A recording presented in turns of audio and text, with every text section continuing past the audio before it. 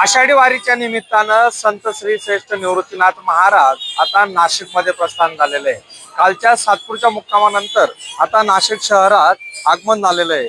संत श्रेष्ठ श्री निवृत्तीनाथ महाराज यांच्या स्वागतासाठी नाशिक जिल्ह्यातनं या ठिकाणी भाविकांनी व नागरिकांनी मोठ्या प्रमाणात गर्दी केलेली आहे। खरं तर हा क्षण पाहण्यासाठी, हा सोहळा पाहण्यासाठी शहरातील मंडळी देखील या ठिकाणी गर्दी करत असतात।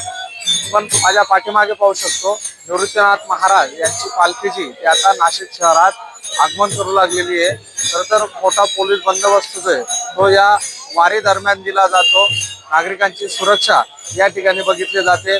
अनेक नागरिक जे ते या वारीमध्ये सहभागी होत असतात। नागरिकांकडून या ठिकाणी माऊलींचं जे ते दर्शन घेतलं जातं।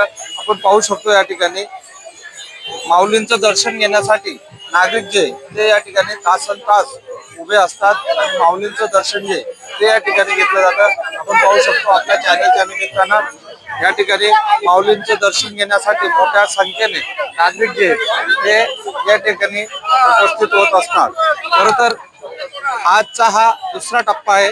कालच्या सातपूर मुक्कामानंतर आज नाशिक शहरामध्ये माऊलींचं आगमन झालेलं आहे। आपण पाहू शकतो या ठिकाणी अशा पद्धतीनं उघडीचा आनंद घेताना या ठिकाणी पोलीस कर्मचारी देखील या वारीमध्ये सहभागी होत असतात आणि या वारीचं एक वेगळं स्वरूप जे ते या ठिकाणी दाखवण्याचा प्रयत्न जो तो केला जातो। खरं तर नागरिक जे मोठ्या उत्साहानं या ठिकाणी माऊलींच्या या वारीमध्ये सहभागी होत असतात।